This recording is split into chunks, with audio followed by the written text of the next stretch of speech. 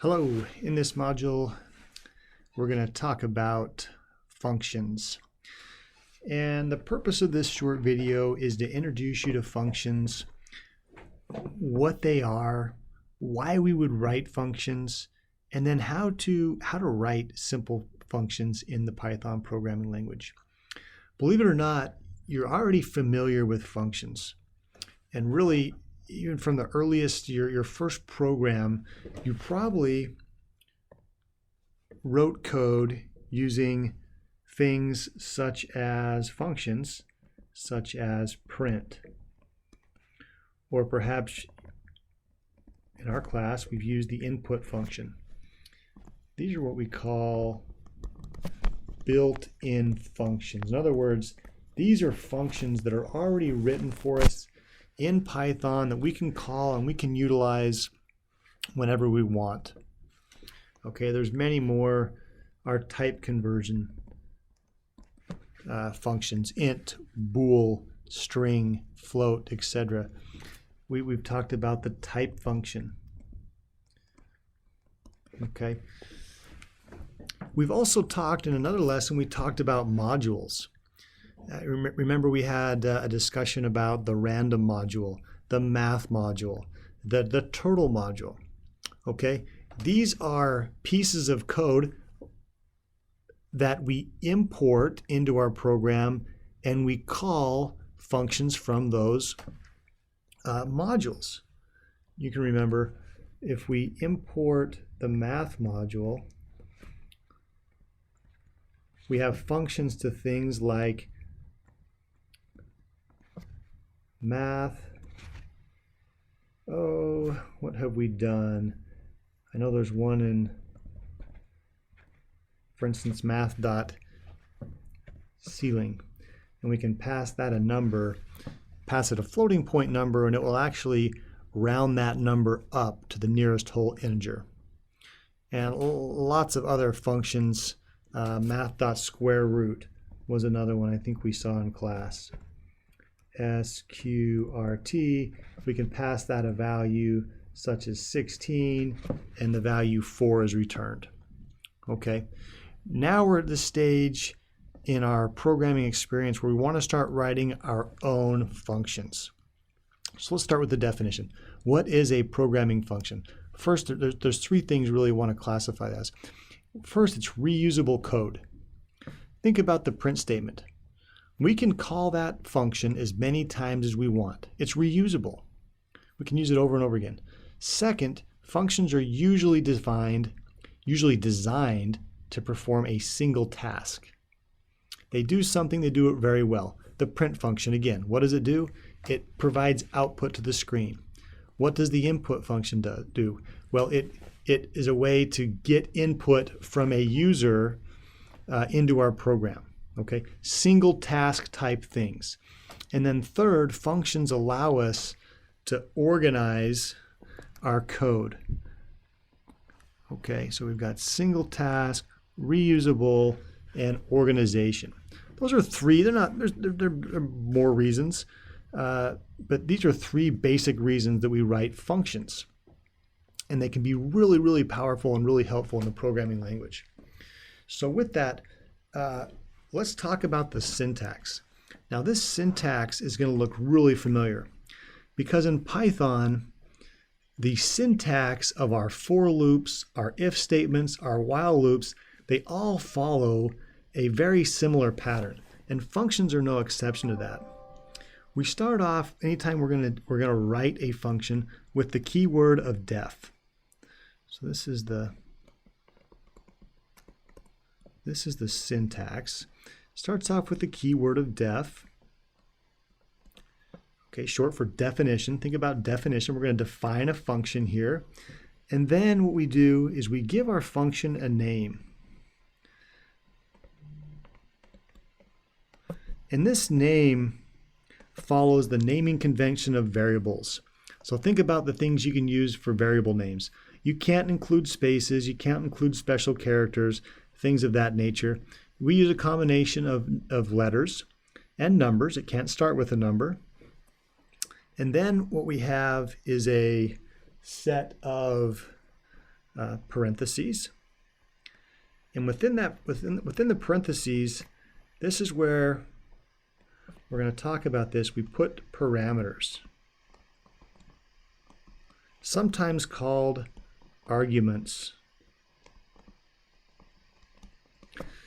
The parameters or arguments, they're a way, this is how we communicate with our function.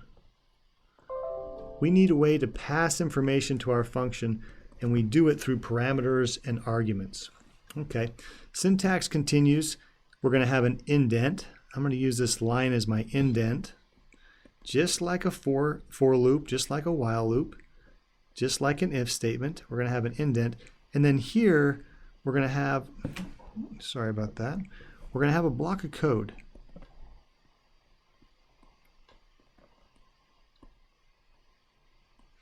And that's it. That's the syntax of our function. That's the syntax of our function.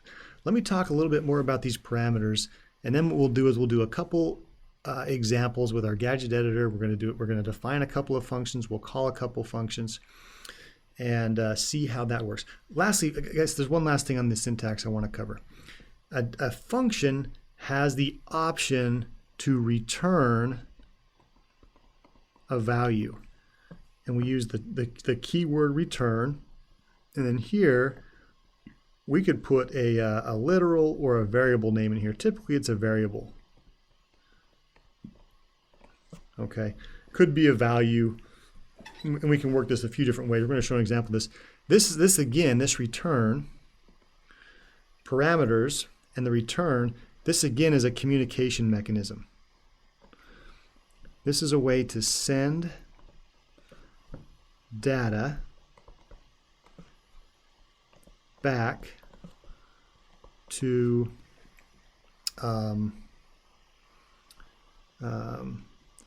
the place in the code where the function was called. And we're going to talk about what that means to call a function, where called. We'll talk about that. Okay. So there's two things. We can pass values into a function through parameters and arguments, and we can return values back to the calling code with a return statement. Think about the, I'm going to switch colors one more time. Think about the input statement, right? What happens on the input statement? I'm going to just a quick example up here. We say something like name, and this is going to be a variable, equals input, something like this. Enter name. So if we look at what we have going on here, we're calling the input function. This is the function name.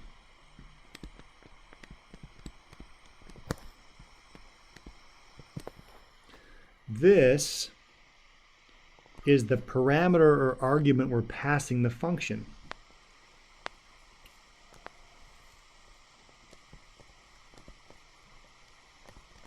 When we use that word, passing, we're passing this information to our function. The function now is returning. It's returning a value, and we're storing that value in name. This is what's happening. This is what's being returned. So when I say send data back to where called, the function's called here. This is going to go. It's going to execute code somewhere else. We can't see where that's happening because this is a built-in function, but data is going to be returned and stored in the name variable.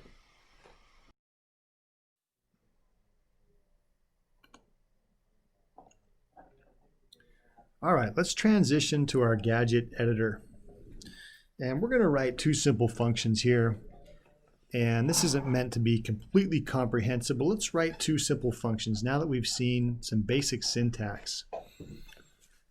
And this first function we're going to write is simply going to take as parameters a length and a width, and it's going to calculate the area of a rectangle. So let's define our function. I'm going to call this function calc area.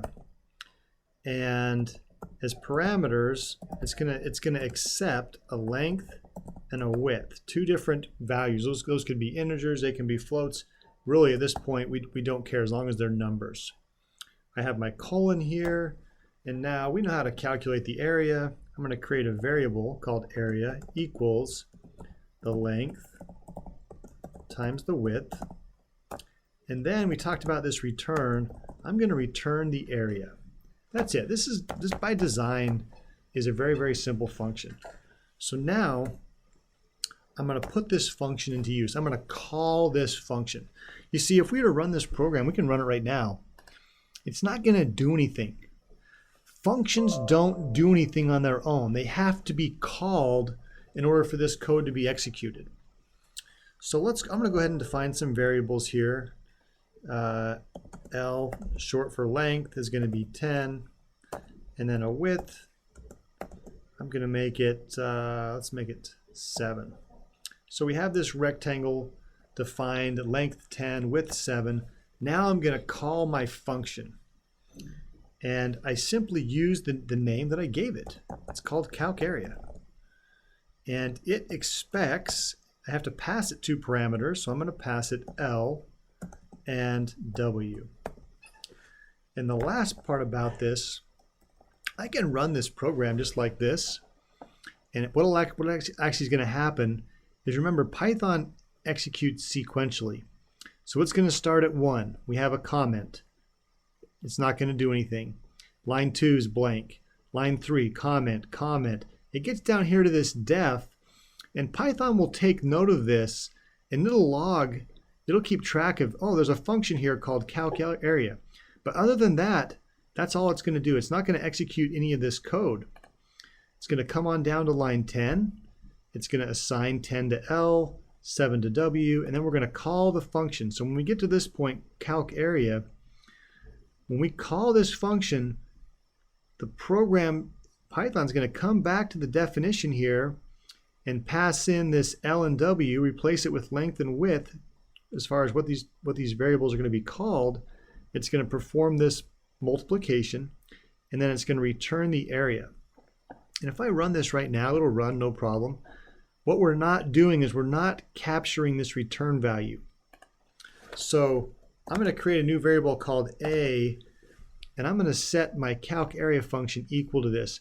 What this is going to do, when it returns area, area now is going to be returned and stored into the variable A.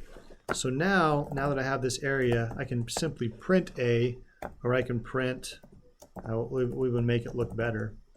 The area is something like, oops, because we're doing a concatenation operation, I need to convert that to a string. I need to use use the appropriate, something like that. I think we need another parenthesis.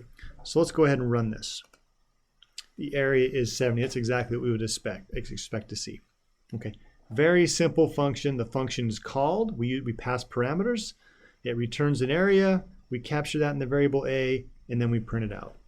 Let's do another function with a turtle. This time we're not going to worry about a return value, but we want our function here. We want our function to draw a square. So we're going to call this the draw square function. And there's a couple things we need. One, we need a turtle. I'm going to use a short word turt. And then we need a size for the square. We need those two parameters. And then we know how to, we've seen this a number of times, so I'm going to go through it fairly quick. For I in range 4, we want 4 sides. And we're going to do something like, not t, it's going to be turt.forward, the amount size. And I'm going to do right turns for mine, 90 degrees, and there we go. Now, here's our main program. I've defined our turtle object and our turtle screen. You've seen this many, many times. Let me get some of the white space out of there. Now let's go ahead and call our function. So in this case, our function's called draw square. And we need to pass it a turtle. Well, a turtle's called TT, and a size. Let's go ahead and try, let's just pass it a size of 50 for right now. Let's give that a test, see how that works. So I'm going to get my results pane over here so we can see it. I'm going to run it, and there's our square. Okay, pretty straightforward. Let me add one more thing just to show, to demonstrate the power of these parameters. We can have 1 parameter, 2 parameter, 3 parameters. We can have 10 parameters. I want to define this function with a color as well, because I want to be able to pass this function a color and have it just not to be black all the time. So my favorite color is blue, so I'm going to create a variable called C. It's going to be blue, like that. And now, because my function accepts 3 parameters, I need to pass it 3 parameters. I hope you're seeing a trend here. When we define a function, and however many parameters we define the function to have, when we call that function, we call this the function signature. It should match. It's expecting 3 values up here. I'm passing it 3 values here. And now in my for loop, well, even I don't want to do it in my for loop really to make it more efficient. I'm going to go Turk dot, I think it's just color. I'm going to say color in there, and let's try this now. Okay, there we go. Now the cool thing about functions, and this will be the last thing, we talk about functions being modular. So here's this line of code that draws a square. But this line of code, remember, I can call this as many times as I want. So it's really handy. So what I'm going to do, this may be a little bit advanced, but I want to draw a bunch of squares. So I'm going to create a for loop. I'm going to use the variable j. I want to draw 20 squares. And I don't want to draw them size 50. I want to draw them increasing size. So remember j, in fact, we'll even exercise some of our range functions. So let's start at, let's start at 20. Let's go to 60, and let's step that by, let's see, there's 40 numbers in there. Let's step that by 2. So review the range function if you don't know what I'm doing here, but I have my start, my stop, and my step values. And now, instead of for the size, instead of fixing it at 50, I'm going to do a size of j. And if this is confusing to you, go back and review for loops, but j is going to take on the value 20, 22, 24, 26, all the way up to 58. And then the color C, this is fine. What I'm going to do here is let's make this a little bit more advanced. Let's have a color list: blue, orange, green, red, purple. I'm running out of room there. Just to make this a little bit more exciting. And then for the color, I'm going to use my random function. Just a kind of a tip, pro tip here. Put your import statements at the top of your program. Don't put them down here, they get lost. It's nice to see the import functions right at the top of the function. I'm going to use my rand choice, random.choice. I need to get my reference card out and check it out. I'm going to pass it color list. So this way in my loop, I'm going to get a different color, a random color every time. I'm going to draw a square. And then what I want to make sure I do is I don't want these squares to draw on top of each other. Again, this is maybe a little advanced for perhaps. I want to have my, how can I do this so they don't draw on top of each other? I can come down here and I can move my turtle forward a little bit. So what's my turtle? It's TT. Let's move it forward 5. Let's try that. Let's see what kind of, what we got going on here. Let's take a look. We've got a green square. So these are getting bigger. They're getting bigger by 2 every time. That's my step. It's a little bit slow. We can speed it up a little bit. And I'm drawing squares, random colored squares. And I should be drawing, oh, there's 40 values there too. I should be drawing 20 squares. Hopefully this program, it illustrates the power of functions. We can really do a lot. This function, it's reusable, it organizes my code, it draws a square, and I can pass as many parameters as I want, colors, sizes, and different things. It does one function really, really well. Hope you enjoyed this lesson on functions, and I'll leave with this. The best way to figure this stuff out is to create your own functions. Pick a problem that you want to solve, write a function to do it, and then call that function, manipulate the parameters, change the parameters. That's the best way to learn. Have a great day.